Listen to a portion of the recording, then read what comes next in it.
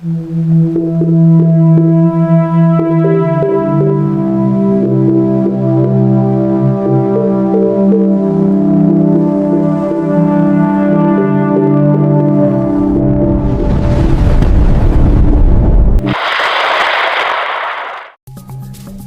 araw po sa inyong lahat. Narito na po ang pinaka-latest nating update sa magiging lagay ng panahon ngayong araw ng Wednesday, ika-25 ng Pebrero taong 2026. Sa kasalukuyan nga po ang low pressure area nating minomonitor sa may silangang bahagi ng ating bansa, na kung saan bahagya na nga po itong humina, na kung saan inaasahan po natin na may sa mga susunod na oras ay posible na nga itong malusaw o maglaho na lamang. Samantala, ang tropical depression nating minomonitor sa may labas ng ating Philippine Area of Responsibility ay bahagya na rin humihina, na kung saan may lakas na lang po itong hangin na umabot sa 45 km per hour at may pagbugso na 55 km per hour.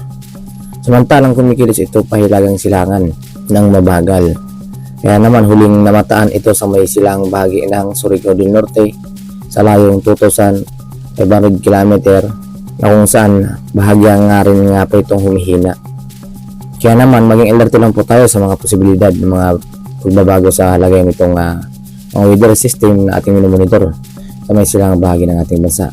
At sa kasalukuyan nga po, patuloy pa rin ang pag-iral ng hangin amihan na siyang nakakapekto naman dito sa may silang bahagi ng ating bansa. Para naman sa maging lagay ng panahon ngayon dito sa Luzon, asahan pa rin natin na makakaranas pa rin ng maliwalas na panahon sa halos buong Luzon, na kung saan mababa ang tsansa ng mga pag-ulan dahil nga po rin sa paghina nitong epekto itong hangin amihan, na kung saan inaasa na lang po natin ang mga localized thunderstorm sa area ng Sorsogon, Albay, Catanduanes, Camarines Sur, Camarines Norte, including Oriental Mindoro, Occidental Mindoro, Marinduque, Romblon, ang siyang makakaranas ng localized thunderstorm lalo na pagsapit ng hapon at gabi. Ito po yung bagyang maulap na papuri na sinasama ng mga kat-kat pa rin na mga pag-ulan pagsapit lang ng hapon at gabi. Sa umaga po makakaranas po tayo ng maliwalas na panahon sa halos buong Luzon. At dito sa area naman ng Cagayan Valley Region, Isabela, Aurora, Quirino, Nueva Ecija, Bulacan, Tarlac, Laguna, including Metro Manila, Batangas, Zambales, Bataan, Pangasinan, La Union, Ilocos Sur, Ilocos Norte, Abra, Apayao, Kalinga, Mountain Province, Benguet ay makakaranas ng improving weather system na ating inaasahan, na kung saan mababa ang dyan sa mga pag-ulan sa mga nasabing area.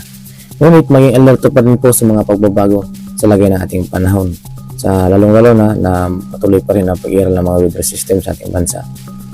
At para naman sa maging lagay ng panahon dito sa Visayas, dahil pa nga rin sa epekto nitong hanging amihan, siya nakaka-apekto dito sa area ng Visayas, lalong-lalo na dito sa may silang bahagi.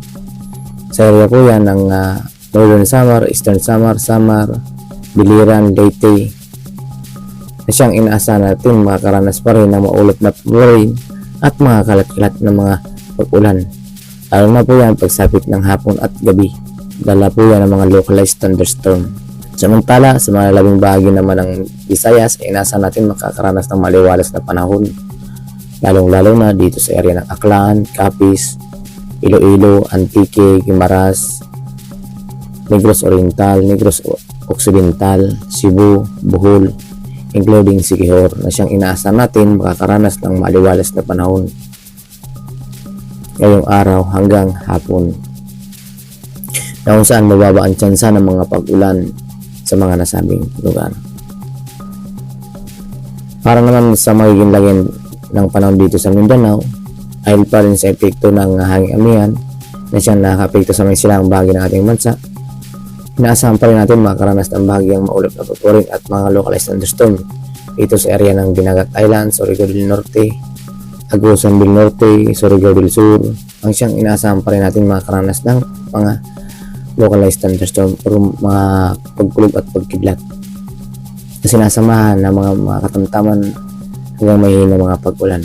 At para nga sa mga lalabing bahagi ng Mindanao, ay inaasahan po natin makakaranas pa rin ng maliwalas na panahon ito sa area ng Tawi-Tawi, Sulu, Basilan, Zamboanga Peninsula, Sorsogon, Autonomous Region in Muslim Mindanao, Northern Mindanao at Davao Region. Na siyang inaasahan natin mababa ang tsansa ng mga pag-ulan ngayon hanggang mamaya hapon. At para sa magiging lagyan ng panahon dito sa Palawan, inaasahan po natin ang bagyang aliwalas na panahon sa umaga. Ngayong umaga na pagsapit ng hapon at gabi, sinasamahan po rin yung maulap na papurin na may mga kalamtaman ng mga pag-ulan, lalong-lalo na pagsapit ng hapon at gabi.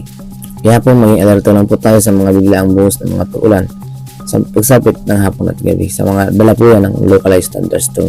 At para naman sa maging lagay ng panahon dito sa ating karagatan, sa kasalukuyan nga po, wala po tayong nakataas na gale warning sa kahit anong seaward ng ating bansa. Ngunit maging alerto pa rin po tayo sa mga pagbabago sa magiging lagay ng ating mga panahon o sa gayon makaiwas po tayo sa malubang epekto ng mga weather system. Sa kasalukuyan nga po, ang lagay ng ating karagatan, mayroon lang po tayong slight to moderate ang magiging lagay ng ating mga pag-alon.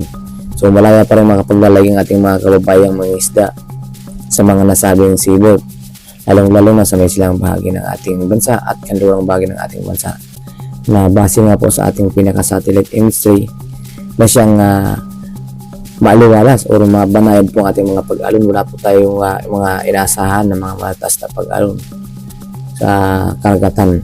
Ngunit maging alerto pa rin po tayo sa mga pagbabago, lalo na kung may mga localized thunderstorm na siyang nagpapataas ng mga alon sa ating karagatan, na siyang nagdudulot naman ng mga biglaang pagtaas ng alon. Kaya maging alerto lang po tayo. At yun nga po ang pinakalitis nating update sa magiging lagi ng ating panahon ngayong araw ng Wednesday, ika-25 ng Pebrero taong 2026, na kung saan yung news nga po ay inaasahan po natin na ang low pressure area at ng bagyong ating monitor ay tuluyan ng maglaho o tuluyan ng humina sa mga susunod pang araw. Kaya manatili lang po tayong updated sa mga ulat po na ating ilalabas. Maraming salamat sa inyong lahat and God bless us all.